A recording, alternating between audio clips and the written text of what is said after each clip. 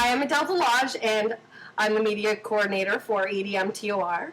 I was contacted recently and asked by Jwaydan, a vocalist who has worked with trance artists Aly and Fila, if we could do an interview with her, just so she can get more connected with her fans and let people know a little bit more about herself, and also give a little bit of, inside scoop on how the music video for their new collaborative song, Coming Home, went. So, Jwaydan, if you're ready, I just want you to let people know who you are, because some people may watch this video that have never heard of you yet. So just tell us a little bit about yourself. Okay. Well, I am a singer, I guess, although it wasn't originally what I started out doing, because I was originally a pianist since the age of 5. I had a very sort of like hardcore classical training with my mum, who's also a professional pianist, and then I went on to study classical composition at the Guildhall School of Music and Drama because I really wanted to go into writing film music, doing music for movies. And then somewhere along the way, I got more into electronic dance music. I can't remember how exactly, but I got really into sort of experimenting on Logic Pro and sort of trying to produce stuff, and it sort of became a slight obsession. And then the whole working with producers as a songwriter sort of started, and then it sort of developed into me doing the singing as well. And the first time I actually professionally sung on someone's track was Aly Fila with We Control the Sunlight. So it wasn't something I planned to do. So it's still kind of weird, in a way, a bit surreal that people see me as a vocalist, because I'm still like, oh wow, am I actually a singer? I thought I just wrote the music, and stuff. But apparently, I mean, it's great, but I still have to get used to it sometimes, because it's not something, I haven't been doing it properly for like more than a year, so I'm still sort of getting used to the idea. So yeah, that's pretty much musical background. Well, it seems to everyone that knows you and your songs with Aly and Fila that you are a really good match together. Do you think there's a reason behind that? Yeah, first of all, obviously, because Fela primarily is the one who I communicate with. He's very flexible about letting me sort of have a say with the production and the vocals and the songwriting and everything. So every time we made a track together, I would be the one sort of doing the music and writing the idea down initially, and then sort of sending it to him and telling him, can we do it like this? Can we do it like that? And I think that it always sort of creates a better relationship when the producer is a little bit more flexible with the vocalist's ideas, and so that it's not all about them and it's not all about me. So it's like a 50-50 sort of percent from both sides, right, and everyone has an equal say. So I think that was probably the main reason, because I still got to be sort of at the forefront with the songwriting and with composing the music. And so in the end, I like the outcome, which is obviously important, because you don't want the singer to listen to her own track and be like, well, this is shit. So, yeah, that's probably one of the reasons. The new song, Coming Home, yeah. Did you write the lyrics before the music came to you, or after that came to you? No, I tend to just sit down at the piano and write something, or sometimes just get a random idea in my head, actually, I think, as most artists do, and then sometimes I just build the music around it, actually. So sometimes, yeah, I do just write the lyrics and the vocal, the top line in my head, and then sit down and create a composition around it, because obviously I like to have something substantial, so that in the end it's sort of like, it's always originally a track in the form of something acoustic. I would never actually say any of the tracks that I make are actually trance, but it just so happens that they work so well for trance. And I think that with a lot of vocalists it's a sort of similar thing, that they might not intend it to be for trance, but if somebody hears it, if you send it to a producer, they'll be like, actually this will work really well, because trance is so sort of, it's so spiritual and euphoric, and it has such a, so much emotional content, that I think that any sort of like acoustic melodic song will kind of probably fit with that genre of music to a certain extent. So Right. yeah. Yeah. When you did the music video, did you have any say in what kind of a music video it was going to be, where you do it? Yeah, absolutely. I decided on everything. I am such a domineering person. I have to be honest about this, but I'm so kind of like, we are going to do it here, and it's going to be done like this. I think I kind of drive people crazy. I kind of like, Jwaydan, shut up, let everyone else have a say. Because I always like to take like full control over everything that I do. So with the first video of We Control the Sunlight, we actually filmed it at my place here, because we've got great countryside. We've got beautiful fields and like all the trees and the nature and all that stuff I'm into, and we had such an amazing atmosphere for it. But I like noticed a few people were like, oh, why wasn't it filmed in Egypt and la la la. So I was like, okay, all right, we should do the next one in Egypt, because otherwise people will be disappointed. So originally we wanted to film Coming Home in Upper Egypt. It's a place called Luxor, and it's very hot up there, and it's very difficult to get permission to actually film around the area. So in the end we filmed it near the pyramids, and I mean, it turned out very well, and obviously I think everyone really liked it and it's like, woo, pyramids, Sphinx, woo.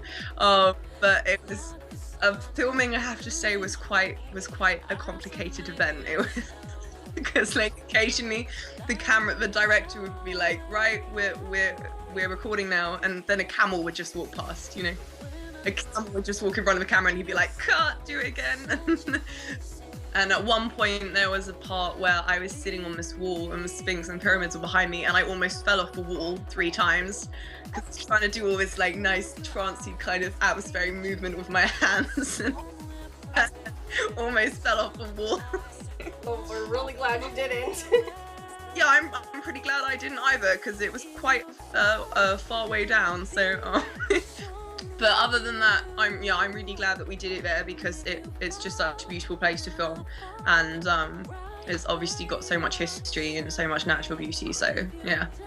So Coming Home actually took much less time to do than We Control the Sunlight. We Control the Sunlight took something like 6 days, because we went to like 7 different locations. Yeah. Because you know, I like to make things difficult for everyone. I like to make things difficult for myself. So I'm just like, why don't we film it in the middle of the sea? Or why don't we film it somewhere 5 hours away from here? Or like, let's get some really nice, you know, varied footage. And then people keep swearing at me and stuff because I'm making their life hard. But other than that, it was good fun. So at least with the Coming Home one, we were all in the same location. So yeah. Although, saying that, I did make the director go to a farm somewhere in the middle of the desert, quite far out, just to film with this horse, because I really wanted to film with this white horse, and the white horse really didn't want to be on camera, and he kept eating food and dribbling it all over me. So we didn't use any of the footage for that in the end, which is a bit disappointing. But obviously, it probably wouldn't have looked very good, you know, singing trance vocals while having a horse dribble all over you. So not really a good look, but you know. Did you learn anything that day? Yes, not to film in a desert where there's no toilet nearby. Very important, I think. It's true. They should have brought a porta potty for you. Yeah, I didn't think of that. I actually don't think about anything in these situations. I just turn up and I'm like, it will be fine, everything's gonna be fine, everything will just be peachy, and then everything like goes wrong, and then we find we don't have this and we don't have that, and oh, there's no water, oh, I'm in a desert for 6 hours, oh, I might just die, oh well, you know what, never mind, I'll just carry on singing, hopefully it'll all be okay. Just tell my fans that, you know, I just passed out in the middle of a desert, but it's all okay. I'm sure they'll be okay with that. You can never really prepare in these situations, actually, because I don't know, they're especially when you're filming something in Egypt, because I mean, it, like I said, it's not really the norm. If you film a video in England, not really many people will be interested, or they'll just walk by, they'll be like, oh, that's nice, you know, typical British, oh, how lovely. But in Egypt it's slightly different. They're like, oh my god, music video, pyramids, we have to go like steal the camera, we have to We have to go be in the video. Let's go and be in the background. Yeah. Kind of like clear all these people from the background of the pyramids, because there were like people wandering in and out of the scene, and it doesn't really work, you know. So just funny things like that. But it's a beautiful country, and I said before, and I'm saying it again, that if we had like 4 months to shoot in Egypt, we would not have been able to capture all the beauty and all the monuments and everything there, because there are just so many more shots I would have loved to have included in that video. And it's such a rich country, you know. It has so much history and so much to like take away when you leave, that you want to go back to afterwards. So I'm really glad that we did something out there. I'm really happy that, you know, it was something on my list, so I'm really happy that we got it done. I was going to tell you, I think it's a really good video to show how beautiful Egypt is, and people might actually watch that video and think they want to go visit there now. Yeah, I think that actually I saw that there are a lot of comments like, oh my god, I really want to go to Egypt now, and I was like, yes! That's what I wanted. I was like, so I was really happy to see that, and also the fact that it came out the day right after the new president was there was a new president for Egypt. So I thought the timing couldn't have been better for them, and it's a really good way of sort of supporting the country as well and showing, you know, what it's really about. So oh, look at me sounding all like nationalistic now about Egypt. Oh, great. Okay, so there's a lot of vocalists in EDM, but it's way more DJ and producer driven. How do you find it is being a vocalist in this industry? I think that the difficulty with working with a DJ a lot of the time is a lot of vocalists want to get exposure from working with that person, and obviously it's not really the DJ's job to promote vocalists, you know. And I think that obviously the producer feels that it's sometimes their track and that the vocalist is just a feature on the track, and the vocalist feels that it's equally as much their track and they should equally as much have a say in the whole setup of everything, how the track sounds and how the video sounds. So I think that it's quite important to be very firm from the beginning when you do a project with someone, how it's going to go, how it's going to be, how you want the music to sound, and obviously the video, you know, because I think a lot of the time that singers don't really get to have a say, and they're sort of put in the background when they really should be put in the foreground. Because if you look at some of the biggest trance tracks in the history of trance, they actually get as big as they do because there's such a powerful vocal on them, and they get known because of the vocalist and because of the lyrics and because of the meaning behind the track. So I think that I think it is a tricky thing because it is a DJ dominated industry, there's no doubt about that. And but I think that trance has obviously been coming, you know, a lot more out in the open recently, and has been growing a lot more and is a lot more popular now than it was before. And I think vocalists are also a lot more popular. Vocal trance is a lot more popular. So I for one like to feel that I could sort of represent all the singers in that sense, and sort of making sure that they, you know, in a way like fighting for everyone when I say that they should have the same rights as a producer in the collaboration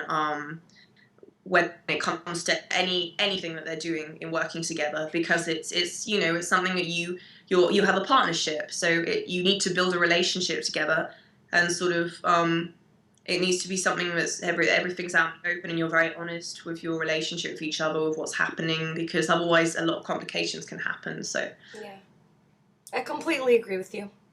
Is there anything that you want to say to your fans in this video? Oh yeah, shitloads. Jess, thank you so much for all the support and the fact that you've been so patient waiting for all the stuff that I'm doing away from Aly and Fila, because obviously, you know, I've had to take a lot of time out to record new stuff and do new music and get it right and make sure I'm happy with it, and that does take a very long time. And I thought that it would take like 2 months or something, but I was ignorantly mistaken. It does take much longer. So I'm just so happy that everyone's been so supportive and been so, you know, open to my sound and letting me develop and supporting me the whole way and being so friendly and everything. So thank you so much for that. Yeah. Thank you so much, Jwaydan, for giving us an exclusive interview with you. I'm really glad that you had faith in us, and we hope to have you back really soon with EDMTOR for more exclusives. And I hope everybody goes out and checks out the new song Coming Home. You can buy it, probably Beatport and such channels as that. But make sure you also keep tuned to EDMTOR for more exclusives in the future. Thanks a lot again, Jwaydan. Have a great day. When the doors are closed and there's no way out, I'll lead you to a place you'll know, a place called